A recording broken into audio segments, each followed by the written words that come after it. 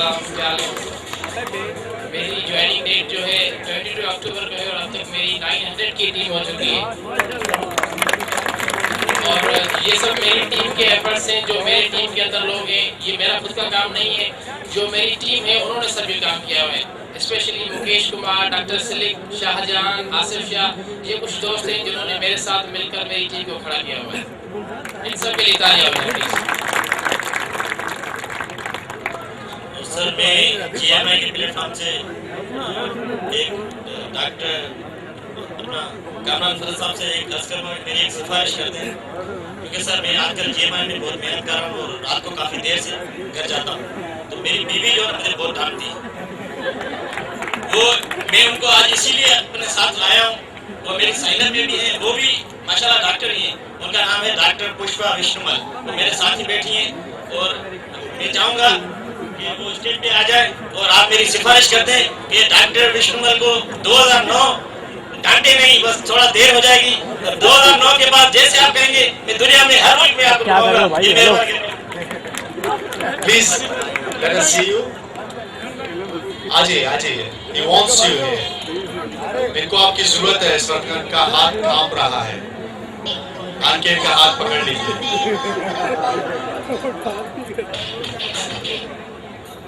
सबसे प्लीज इनका हाथ पकड़िए, कांप रहा है जी, फील कीजिए। और अभी फिल्म खत्म नहीं हुई, आपको बताया था, तो क्यों आप लोग खड़े हो गए? बैठ जाए प्लीज, बैठ जाइए। मुझे ऐसा लग रहा है आप लोग तैयार हैं घर जाने के लिए। इन्होंने ये बहुत अच्छी बात कही है, ये सिर्फ इनके लिए नहीं, मेरे काफी दोस्तों के लिए है जिनको घरों पे मार पड़ती है। मुझे पता है, अतीक भाई को, जफर भाई, डबल। तो सबके साथ ऐसा होता है। अब मैं ये नहीं कहूंगा कि मेरे साथ ऐसा नहीं हुआ, मार नहीं पड़ी, लेकिन जरूर नाचाकी हुई, कुछ बातें हुई, कुछ परेशानी के हालात हुए, और जो एक नॉर्मल सी चीज थी। नौकरी पेशा आदमी के लिए सुबह गया और शाम को आ गया, उसके बाद पूरा वक्त जो है फैमिली के लिए होता है। ऐसा ही था मेरे साथ भी।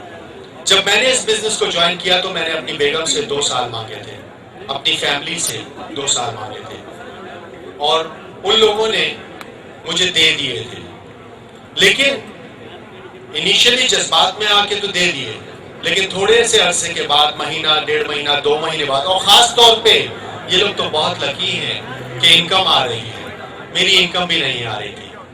6 महीने तक अनथक मेहनत की और बाखुदा एक पैसा नहीं आया, 6 महीने तक, लेकिन काम उसी कंसिस्टेंसी के साथ करता रहा, मेहनत में कोई कमी नहीं की।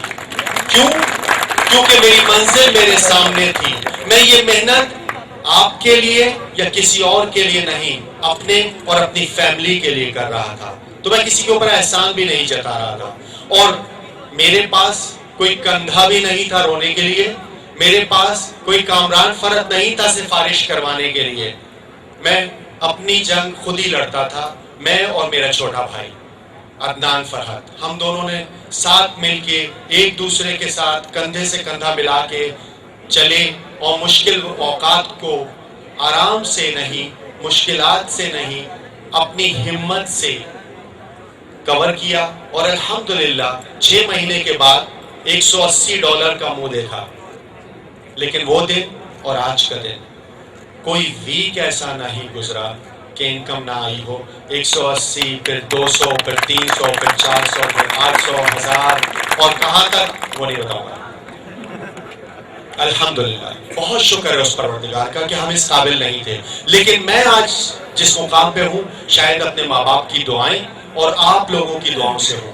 तो मेरी बेगम ने भी शिकायत की 3 महीने के बाद, और मेरे इस बिजनेस में आने की एक खास वजह ये थी कि मैं अपनी बेगम के साथ एक सुनार की दुकान में गया था, उनको कुछ चूड़ियां खरीदनी थी। वहां पे दुबई में सुनार की दुकान ऐसे नहीं होती जैसे यहाँ पे होती है कि सब कुछ तिजोरी में और तस्वीरें दिखा के सामान बेचते हैं। वहां पे यहाँ से लेके वहां तक काउंटर्स लगे होते हैं, पसंद कीजिए, देखिए, पहन के देखिए, शीशे में जाके देखिए, उसके बाद पसंद आए तो ले जाइए जी। तो उनको चूड़ियां चाहिए थी, तो वो चूड़ियों के काउंटर पे चली गई और अपनी पसंद, जाहिर है कि यहाँ से लेके वहां तक चूड़ियां लगी हुई हैं। देखते देखते जब ये चूड़ी निकलवाई है तो उनको ये चूड़ी पसंद आई थी। जब वो चूड़ी हाथ में आई तो उनको अंदाजा हुआ कि वो हमारे बजट से बाहर थी, फिर भी निकलवा ली थी। तो उससे कहा ये 6 चूड़ियां कितने की हो जाएंगी? उसने कुछ हिसाब लगा के बताया 27-28 हज़ार। उस वक्त बजट था 6-7 हज़ार का।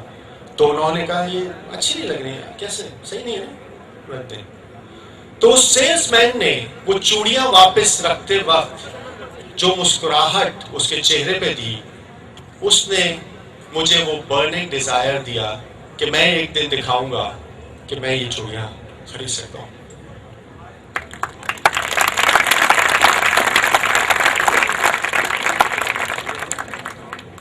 और शुक्र है उस परवरदिगार की ज़ात का कि तकरीबन 1 साल के बाद मैं इस पोजीशन में था कि मैंने वो चूड़ियां खरीदी।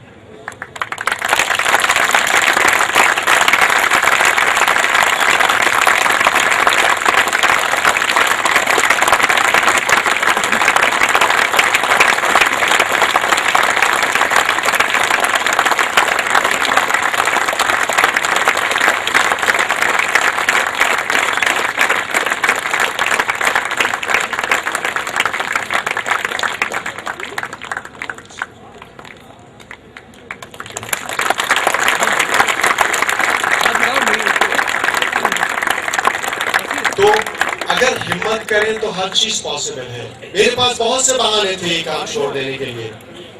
नंबर 1, मेरे पास कोई सिखाने वाला नहीं था, मुझे कोई ट्रेनिंग देने वाला नहीं था, मुझे कोई बताने वाला नहीं था कि क्या सही है क्या गलत। और सबसे बड़ी चीज 6 महीने तक एक पैसा भी नहीं मिला था। कितने सारे बहाने थे मेरे पास, लेकिन मैंने इन सारे बहानों को बहाना नहीं समझा, एक चैलेंज समझ के कबूल किया और क्रॉस करता चला गया उन सारी हर्डल्स को जो मेरे रास्ते में आई। जैसे खुरम शेख ने बताया था कि वो पत्थर जो लोगों ने आपके ऊपर फेंके हैं उनसे एक मकान बनाएं और दिखाएं कि ये वही पत्थर थे जो तुमने मुझे मारे थे। और यही किया मैंने, अल्हम्दुलिल्लाह उस परवरदिगार की जात ने मदद की और मैं आज आप लोगों के सामने हूँ।